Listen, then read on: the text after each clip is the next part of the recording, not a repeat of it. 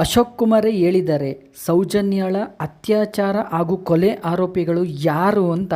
ಅಂದರೆ ಅವ್ರ ಮಾತಿನ ಅರ್ಥ ಆಗಿನ ಕಾಲದಲ್ಲಿ ಯಾರು ಪೊಲೀಸವರಿದ್ರೋ ಅವರಿಗೆ 100% ಗೊತ್ತು. ಯಾವುದೋ ಒಂದು ಬೈಕೆ ಅಥವಾ ಬೇರೆ ಏನೋ ಕಾರಣ ಇರುತ್ತೆ, ಅದಕ್ಕೆ ಅವ್ರು ಹೇಳ್ತಾ ಇಲ್ಲ ಅಂತ. ಮತ್ತು SIT ಏನು ಮಾಡ್ತಾ ಇದೆ, ಸೌಜನ್ಯಾಳಿಗೆ ನ್ಯಾಯ ಸಿಗಲೇಬೇಕು. ನಾವು ಏನು ಹೇಳ್ತೀವಪ್ಪ ಅಂದರೆ ಖಂಡಿತವಾಗ್ಲೂ ಜಸ್ಟಿಸ್ ಫಾರ್ ಸೌಜನ್ಯ.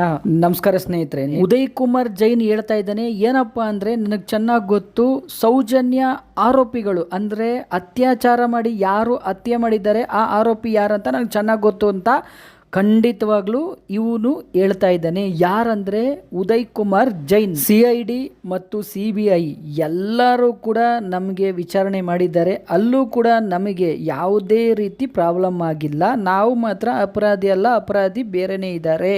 ಸೌಜನ್ಯ ಸತ್ತು 1 ವರ್ಷದ ನಂತರ ಇವ್ರುಗಳೆಲ್ಲ ಕೂತ್ಕೊಂಡು ಬ್ಲೂ ಪ್ರಿಂಟ್ ಅಂದ್ರೆ ಪ್ಲಾನ್ ಮಾಡಿ, ಮೊನ್ನೆ ಬ್ರೂಡೆಗೆ ಹೆಂಗ್ ಮಾಡಿದ್ರು ಅದೇ ತರ ಪ್ಲಾನ್ ಮಾಡಿ ನನ್ನ ಮತ್ತು ಹೆಗಡೆಯವರ ತಮ್ಮನ ಮಗನ್ನ ಸಿಗಿಸ್ತಾ ಇದ್ದಾರೆ. ಯಾಕಂದ್ರೆ ನೋಡಿ, ಆ ಟೈಮಲ್ಲಿ ಹೆಗಡೆಯವರ ತಮ್ಮನ ಮಗ ಊರಲ್ಲಿ ಇರ್ಲಿಲ್ಲ, ಇದೇ ಸತ್ಯ ಅಂತ ಉದಯ್ ಜೈನ್ ಹೇಳ್ತಾ ಇದ್ದಾನೆ. ನನ್ನ ಹತ್ರ ಆಟೋ ಇದೆ, ನಾನು ದುಡ್ಕೊಂಡು ತಿಂತಾ ಇದ್ದೀನಿ, ನಂದು ಇದ್ರಲ್ಲಿ ಏನು ತಪ್ಪಿಲ್ಲ, ಇವ್ರದೇ ತಪ್ಪಿರೋದು ಅಂತ ಇವನು ಹೇಳ್ತಾ ಇದ್ದಾನೆ. ಗಿರೀಶ್ ಮಟ್ಟಣ್ಣನವರು, ಮಹೇಶ್ ತಿಮ್ರೋಡಿ ಹಾಗೂ ಸೌಜನ್ಯ ಮನೆಯವರು ಸೇರಿಕೊಂಡು ಈ ಬುರುಡೆ ಪ್ರಕರಣ ಮಾಡಿ ಇದರಲ್ಲಿ ನನ್ನ ಶಿಕ್ಷಕ್ಕೆ ಟ್ರೈ ಮಾಡ್ತಾ ಇದ್ದಾರೆ ಅಂತ ಈ ಉದಯ್ ಜೈನ್ ಹೇಳಿಕೆ ನೀಡ್ತಾ ಇದ್ದಾನೆ. ಇದ್ರ ಜೊತೆಯಲ್ಲಿ ಇವರೆಲ್ಲ ಸೇರಿ ಏನು ಈ ಸಂತೋಷ್ ರಾವ್ನ ಬಿಡಿಸ್ಕೊಬಂದರು, ಅವನ್ನ ಬಿಡಿಸ್ಕೊಂಬಂದಿದ್ದೆ ಸೌಜನ್ಯ ಅವರ ತಾಯಿ ಹಾಗೂ ಮಾವ ಹಾಗೂ ತಿಮ್ರೋಡಿ ಗಿರೀಶ್ ಮಟ್ಟಣ್ಣ.